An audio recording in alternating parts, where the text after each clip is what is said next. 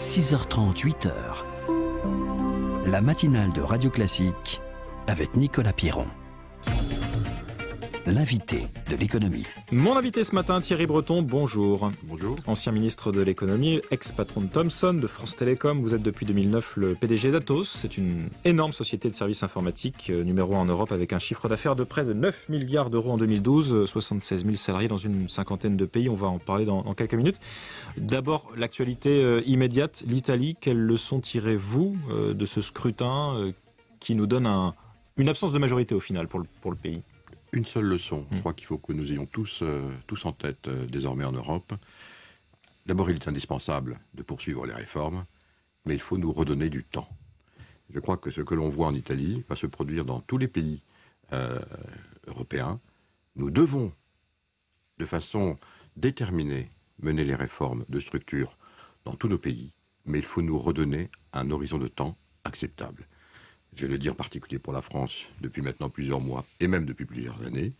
J'estime que se donner comme horizon de temps 2017, c'est l'horizon que le président Hollande nous a fixé. Il est vrai que Nicolas Sarkozy, lui, s'était fixé 2016. Pour revenir à zéro déficit public. Pour revenir à zéro déficit public est totalement infaisable dans notre pays. Totalement infaisable. Et donc, il faut en tirer les leçons. Il faut courageusement discuter ensemble au sein de l'Eurogroupe, nous redonner un horizon de temps acceptable. Je pense que pour la France, ça doit être 2019 ou 2020, lorsque l'on voit les efforts qu'il y a à faire et ceux que nous avons pu réaliser. Les marchés ne nous sanctionneront pas, car ce dont les marchés ont peur, c'est précisément de ce qui se passe en Italie, peut-être aussi de ce qui se passe en Grande-Bretagne, où la Grande-Bretagne, le bon élève des réformes, a perdu son triple A, parce que précisément, socialement, ce qui est fait ne devient plus acceptable. Mais attention, entendons-nous bien, il ne s'agit pas de nous redonner du temps pour ne rien faire. Il s'agit de nous redonner du temps pour y mener, et notamment en France, les réformes socialement acceptables, vous l'avez dit tout à l'heure dans la chronique précédente, socialement acceptables, qui sont indispensables pour la France. 57% du PIB dépensé dans la puissance publique est totalement inacceptable pour la France. Il faut revenir à un niveau acceptable. Je rappelle que la moyenne du niveau européen est de 47%. On ne pourra pas faire 10% en 3 ou 4 ans, mais il faut vraiment refaire ces réformes socialement acceptables dans un horizon de temps où on puisse les loger. Et c'est quoi des réformes socialement acceptables dans un pays comme la France ? C'est toutes les réformes dont vous parlez, les uns et les autres, et vous avez parfaitement raison de le faire. Ça concerne évidemment les retraites, ça concerne évidemment la flexibilité, la compétitivité, revoir le droit du travail. On a commencé à les mener, il faut aller beaucoup plus loin, mais il faut le faire dans un horizon de temps où on puisse les mener, et c'est vraiment la méthode qui va maintenant faire la différence. Les marchés vont regarder précisément cette méthode. Les marchés nous regardent, dites-vous, Thierry Breton, quand le ministre délégué au budget annonce 6 milliards de hausse de recettes fiscales supplémentaires en 2014, est-ce que ça met en danger la crédibilité de la France ? Non, je crois qu'il est optimiste. Je pense que c'est plutôt, quand on regarde exactement les chiffres, c'est plutôt 10 milliards, au moins. C'est du reste... de recettes fiscales supplémentaires. De recettes supplémentaires. Alors, est-ce que les fiscales, on verra bien. Mais c'est 10 milliards qui vont manquer dans le budget. Et c'est du reste ce que la Commission nous dit lorsqu'elle nous dit que si jamais on ne bouge pas, on sera à moins 3,9% l'année prochaine de déficit. Rendez-vous compte qu'on devait être à moins 3 cette année. Et donc, quand on regarde exactement, avec 1,2% de croissance, qui est le chiffre qui a été retenu, c'est évidemment au moins 10 milliards de plus qu'il faudra. J'ajoute à cela que, on vous en parlerait ce soir, puisque les chiffres du chômage vont tomber. Nous savons aussi, et lorsqu'on regarde encore une fois ce que la Commission nous a dit sur les prévisions 2013 cette fois-ci, nous savons qu'en lisant très précisément ce qu'elle a voulu nous dire, que c'est pour la France 250 000 chômeurs de plus, 160 000 si on en croit ce que nous a dit l'UNEDIC, plus 100 000 jeunes qui ne trouveront pas de travail cette année. C'est donc 250 000 chômeurs de plus cette année auxquels il faut s'attendre. Chiffre terrible, évidemment. Notre chance aujourd'hui, est-ce que ça n'est pas le fait que les marchés se focalisent plutôt sur l'Italie et l'Espagne ? Bien entendu. Que la France est un peu à l'abri finalement. Bien entendu, vous avez parfaitement raison. Nous avons vécu dans une espèce de bulle, d'illusion, notamment sur les taux. C'est vrai que comme l'Espagne et l'Italie étaient encore dans une situation fragile, et ce qui se passe depuis cette nuit nous le démontre évidemment un peu tragiquement du reste en Italie. Du coup, l'appétit structurel d'OAT fait que... OAT, c'est les bons du Trésor français, je précise. Voilà, les bons du Trésor se sont évidemment remis sur l'Allemagne et sur la France, qui fait que nous avons bénéficié d'un effet de rareté tout à fait, je dirais, accidentel dans ce contexte, et donc nous avons des taux d'intérêt qui sont beaucoup plus bas qu'ils ne devraient l'être au regard de notre situation économique. Alors bien sûr, ceux-ci vont remonter, et paradoxalement, une mauvaise nouvelle pour les uns est une bonne nouvelle pour les autres. On voit bien qu'on est loin encore de la convergence européenne. Vous dites depuis plusieurs années, Thierry Breton, qu'il y aura un choc de refinancement pour la France en 2013 et 2014. Pourquoi ? Alors, ce qui est très intéressant, c'est qu'à partir de 2013-2014, la France devient le premier pays émetteur de dette en euros au monde, compte tenu de la structure même de sa dette. 1800 milliards désormais. La maturité de la dette de la France, c'est en gros 7 ans. Ça veut donc dire que désormais, tous les ans, on doit refinancer 1/7 du stock de dette. Donc vous voyez qu'on arrive maintenant à des niveaux, hors évidemment impact des déficits budgétaires. Donc on arrive à des besoins de refinancement, en gros 200 milliards, 200 à 250 milliards d'euros désormais jusqu'à la fin de la décennie, qu'il va falloir présenter sur les marchés. Je rappelle que le budget de la France est de l'ordre de 300 milliards. On voit donc que désormais, c'est en gros l'équivalent du budget de la France qu'il va falloir aller chercher sur les marchés tous les ans. L'Italie est dans une situation paradoxalement un tout petit peu meilleure que nous, parce que les prêteurs de l'Italie sont à 85% des institutions italiennes.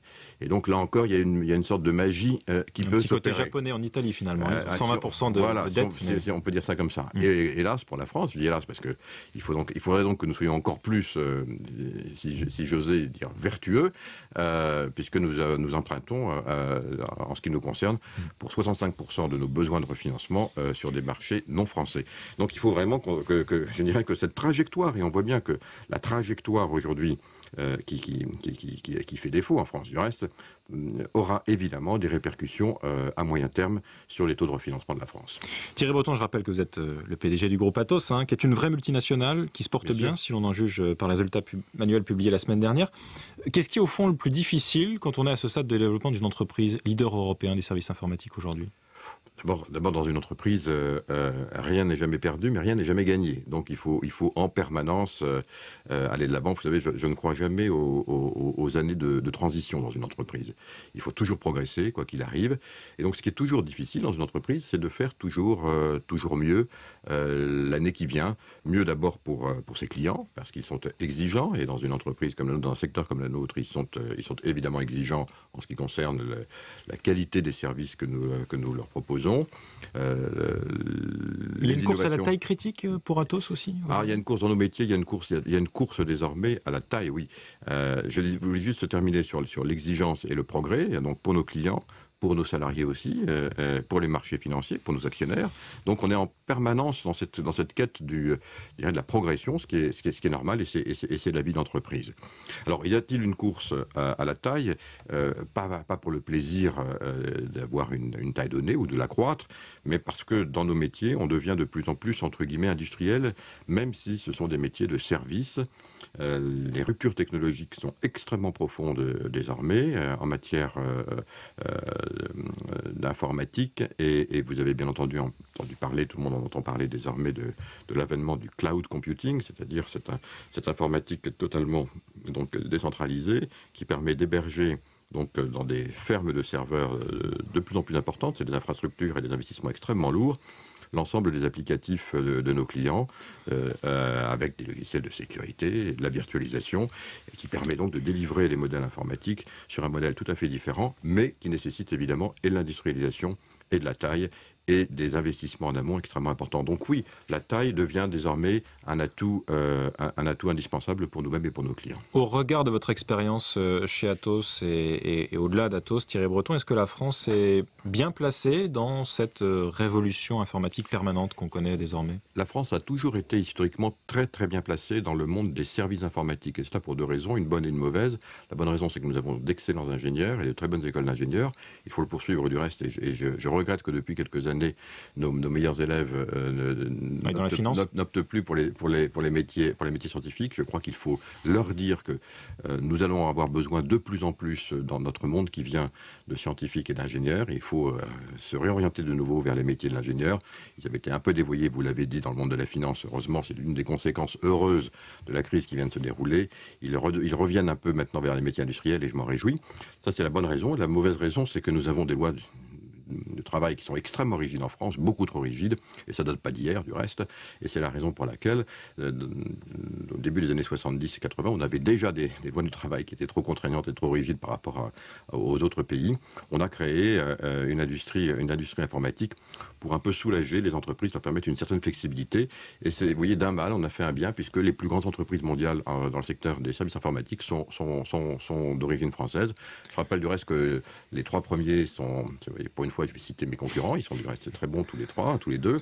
Accenture, Capgemini et nous-mêmes, Atos, à la tête de ces 3 entreprises, vous avez 3 Français. C'est peut-être pas uniquement un hasard. Parlons un petit peu de cette révolution informatique, l'un de ses aspects du moins, Thierry Breton. Il y a 2 ans, vous aviez annoncé qu'Atos supprimerait totalement les emails internes d'ici 2014. Ça va vraiment se faire? Alors on a aujourd'hui plus de 10 000 personnes maintenant qui travaillent donc, sur notre réseau social d'entreprise, c'est-à-dire en zéro mail interne, c'est-à-dire que c'est un réseau que nous avons acquis du reste par une société française qui l'avait développé, qui s'appelle Blue Kiwi. On a racheté cette entreprise qui nous permet désormais d'avoir un réseau social interne d'entreprise et qui limite très considérablement les emails internes pour avoir des outils collaboratifs. Atos, c'est une entreprise jeune. 35 ans d'âge moyen. Voilà, 35 ans. On va embaucher cette année 10 000 personnes.